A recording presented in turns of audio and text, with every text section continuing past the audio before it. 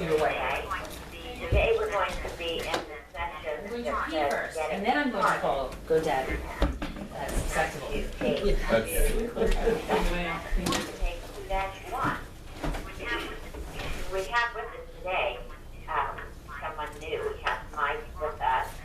Ross was with us yesterday, and each day, 2 or 3 of them switch off and on. So, Mike, I'm sure they would like to meet you. Would you like to say hello? Morning, everyone. Morning. All right, that's Mike. And Hi, Mike. Mike has Craig with you as well? Nope, I'm solo today. Okay, all right. Flying solo. Try to All right. lighten up a bit. Anyway, do you have any questions about yesterday Mine's on lag. Yeah, what are the answers on page one? before we get started today? You just went straight to GoDaddy, right? All right, then we're going to get started today. We're on page 2-2. It's all about activity. It's all about what you do every day. When you're in any kind of sales, the income that you make on down the line is dependent on what you do today. So if you want income coming in 30 days, 60 days, 90 days down the line, today is what determines that income. Because real estate closings are out in the future. You might make a sale today, write a contract, but you're not going to get paid for 30 days, 60 days, or 90 days. So everything that you do today determines whether there's going to be any money. You can't wait until 30 days and say, oh my gosh, I need money now. And but I haven't done anything the last 30 days. So I'm screwing it it's up. about the daily activities that you do. That is the secret to success. Activities equal more sales equal more money. Now, what kinds of activities are we talking about? The basic activities are listed on page 2. We're talking about contacting your sphere of influence on a regular basis. That is everybody that you know in any way, shape, or form. Through your children, through your previous employment, through your spouse or loved ones. It's everybody in your life, not just your best friends and buddies and relatives, but it's your person who does your nails. It's the person who cuts your hair. It's your dry cleaners. It's everybody in your life. If the you car zone person. saw them out and about when you're out at the grocery store and you say, hi, how you doing? Conversation with I mean, you might not even remember their name, attendant but this you morning. say, hi, how are you doing? Because you know them.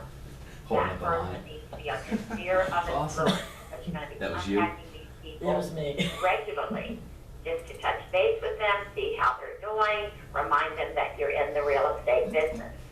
The second one is activity calls on new listings and sales. We will be doing this tomorrow, and what it is it's your door knocking. It's your mailings that you send out. It is the phone calls that you make into a neighborhood to let them know when you have a new listing in the area, or when you're having an open house, or when, in fact, that property is sold. Those are called activity calls. We'll learn more about them tomorrow. Contacting for sale by owners on a regular basis. Amen. There's always for sale by owners in your area. You should be contacting a couple of those each and every week, staying in contact with them over time until they're ready to make a decision to go with you. Expired listing contacts, those you'll be making every single day. Expired listing contacts, we're going to spend a whole day next week on for sale by owner and expired listings, and also on monthly farming campaign. Your monthly farming campaign. And that's simply specializing in a specific geographical area. That's what the word farming is all about. And then giving convincing listing presentations, marketing and updating your listings to get them sold, and holding open houses, attending sales meetings. Even things as simple as attending sales meetings is an activity that can put money in your pocket. When when you're at a sales meeting at your office, you have a chance to talk to all the other agents to see what new listings they might be bringing in. Maybe you can match it up to a buyer you're working with that you've not been able to find anything for.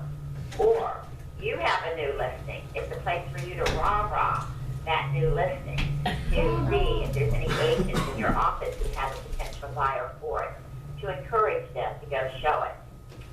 And then, of course, in any kind of sale, it's about following up with every lead and doing so immediately, not letting anything slip through the cracks. Not anything. We can't let anything slip through the cracks. Why? Because we're worth a certain amount of money for every transaction that we make. I'm going to start today with a hypothetical that I'm going to use from time to time. And this is just a hypothetical. You can adjust it for your particular area. But let's say that you're in an area where there is an average sale price of $200,000. Average sale price. Now, and I know that's low. Some of you are aware there's average sale price of $500,000. Adjust, okay? You can do that. But right now on paper, right now, $200,000. I don't know what you charge in the way of a fee. I don't know what your office charges. It might be 7%, might be 5%, might be 6%, whatever. Let's pick one. Let's pick 6 and say then that for every transaction made in that you make in your area, whether it be a listing or a sale, there's a $12,000 amount of money out there to be had. Now, let's just assume the worst case scenario. Let's just assume the worst case scenario that, you split that with others and, maybe it's $3,000 then to your, $6,000 to your office, $6,000 to another office, and I don't know what your commission split is. Let's say it's 50%. Then you're making $3,000. Now you do this figuring with your actuality later today. And then that's what I want you to think about, because every time you lose a lead, every time you don't call somebody back in a timely fashion, and when you do, they say, oh, you know what, you didn't call me back, so I've already talked to somebody else and I have an appointment with them. I want you to think $3,000 down the tube, because that's what just That's happened. good. That's good. And I'm telling you, when you start thinking about yourself in terms of the money that you could be making, when you're doing the things you should be doing, it will encourage you to do so. Just plug it in my phone. It's a slap in the face that we need every now and then to make sure that we're doing what we need to be doing. So when you hear about when someone calls and leaves a message and says, I'd like to talk to you, we're looking for a home, and you decide to go to lunch first and you'll call them after lunch, remember, you're risking $3,000. I like Because that. by the time mindset. you call them I after really thought lunch, about they it. could already be out looking with someone else. Social networking is another place where you will be drumming up business today, using your social networking. Let people know on your Facebook, on your Twittering, everything that you're doing. What you do for a living, let them know when you've got a new property for sale, when you're having an open house, all of those things. It's a good way and a free way to promote yourself today. Now on page three, before we start prospecting today, prospecting is simply means finding people who want to buy or sell. We're going to prospect and we're going to gear it toward sellers, because we know that when you have the listings, the buyer will come to you. The buyer will call you. That's what buyers call about. So you don't have to prospect both, you just have to prospect one. But before you start, I want you to be honest with yourself. Many of you, the majority of you, are brand new in real estate. Now, go take a look in a full-length mirror. Yeah, right. I don't want And to. then I want you to think not only about your physical appearance, but what do people think about you because of maybe the language that you use. Do I look fat? Love the shoes. Do you come across as Love the shoes. rough and tough, or do you come across as mild and mellow? Do you come across, how do you come across? How have people told you they see you? Because people are going to respond to you based on their perception of you. It may not be who you are at all, but it's how they perceive you to be. Many people, most people have two personas. They have their home persona and they have their out and about persona, their work persona. It's not about who you really are, it's how they perceive you to be. So, what have you been told by friends? Have you ever had friends tell you things about yourself that you thought, well, they got that all wrong? Wonder why they would think that I am so organized or so this or so that, but you feel like you're really not. Well, it's because you're giving out that perception. So there, you are complimented for something that really isn't even who you really are, but that's okay. Because in real estate, you want people to perceive you to be of high integrity, a person of good moral Not who values, you really are. a person who is organized and knows what they're doing. So even when you're new, you can give off that perception with your words, with your behavior, with your actions. So it means avoiding, of course, behavior and language that can distract people. I'll tell you, I just came back from the hairdresser yesterday. I spent 4 hours at the hairdresser yesterday. That's way too And much. every time I leave, and this time I mean it, I'm not going back. Because my hairdresser gets into conversations with me about social and political issues, and I disagree with his ideas about that. I don't even want to look at it. Now, you might say, well, that's petty. No, I'm paying him. Paying him $160, and I'm paying him, and I'm not paying him to tell me how to think or to even really be discussing what he thinks about various things that are going on in the world, because he should not be doing that as a professional, nor should you. So keep your opinions about social issues, political issues, She was just doing that with us. religious issues, Yeah. all those things to yourself.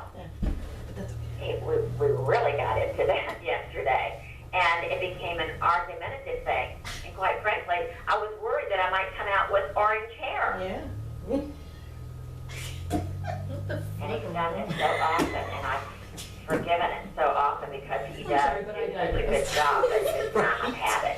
So remember, we have an election coming up. I think it's tomorrow, but it's a year or so from now, year and a half from now. But don't be discussing things like that. Don't bring them up. Did you bring them up? And if other people bring them up, be very careful. Wait to hear what their views are. Don't get into those discussions. You never know whether people are with you on your ideas or not with you. Our country is split down the middle with these things. And the minute you say something that does not fit with what they think, they're going to do exactly what I'm going to do to my hairdresser. They're going to drop you. And you just lost $3 grand. So, zip it. Don't discuss those things. Keep those things for your personal life and for friends who you know are not going to be offended by your thoughts on those issues. It also, you know what I would not do? I would not put bumper stickers on my car. Nope. As we get closer to the election. It's not that you cannot. You may, of course, do anything you like, but if you want to make that $3 grand on everybody that you come into contact with, you probably shouldn't do that. People will rule you out for things as simple as that. There's a ton of companies that do stupid You don't think like I think? I'm not giving you my money. shit into that. Don't think it's not happening. It's always been out there.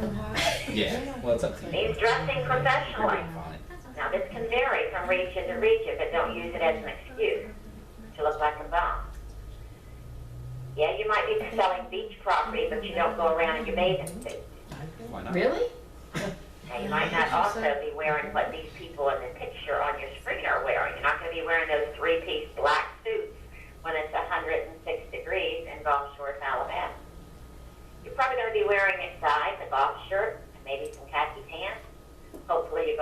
has a Weichert logo on it, help you advertise yourself along the way. Ladies, they have the jersey shirts available for you, you know, professional dress, but it can be a little more casual in those kinds of beachy type areas. But if you were working in Chicago or you were working in New York City, then yes, you'd be wearing business suits every day, those men and women. So, but be careful. Don't look around you and go by what you see the other kids in real estate wearing. Yeah, the Because kids. so many people in our industry have gotten so extremely casual that we've lost our professionalism. This is a profession, not a job. It's a profession. Because you can make as much as doctors, lawyers, all those people out there who make the big bucks. You can make those big bucks too. You are a professional. So dress the part. You can never go wrong being overdressed, but you sure can go wrong if you don't look the part of a professional. Now, we're going to make it easy for you. We're going to make it easy for you. We actually have career apparel available for those who don't want to go out and buy a whole bunch of professional-looking clothing because it costs a lot of money. Career apparel, we've got it down to very reasonable prices, and you always look good. You always look like the professional that you're going to be. We have, for example, if you went onto our approved suppliers last night and clicked that on and perused through, you may not have seen the career apparel because Smith printers are the ones who do it, and you probably would not be looking there for clothing. So go back tonight and look under Smith printers. There's a black jacket with the Weichert logo embroidered on it. 80, I think. There's things like, I think there's some right there. There's golf shirts for men and women. There's dress shirts for men. There's blouses, knit jerseys for ladies. Everything comes with the logo embroidered right on it. And now, get yourself a couple of tops and, you know, use your own skirts and pants. Get yourself one jacket. That jacket is mid-weight, so you can use it most any season, most any part of the country. And you will always look good, but that's not the reason I'm asking you to do it. Not so you look good and professional. That's the secondary reason to wear career apparel. The primary reason to wear career apparel is that you are a walking advertisement. And why not? You're out and about every day. You're walking past $1 million sellers in the mall and you're missing them. And they're missing you. There went one. Oh my gosh. You missed him. There went a $100,000 buyer. Cash in pocket. Ready to invest. You missed him. And they missed you. But had you had on career apparel, something that says what you do for a living, you have the opportunity for someone in that mall or in that line at the checkout at the grocery store or Target who might say to you, hey, I see you're in real estate, right? Is that a real estate company? What's the market like? I heard it's picking up because we're thinking about trying to unload ours right now. That conversation would not have taken place. Unload. It would not have been started if you were there in your street clothes. I come from a line of thinking about career apparel probably a little different than what most people think about in real estate. And that is that I wore it every day of my selling career. There wasn't a day that I did not wear it. There wasn't an evening, even if I went to a meeting, a club meeting, an organization meeting, a meeting at my son's school, where I did not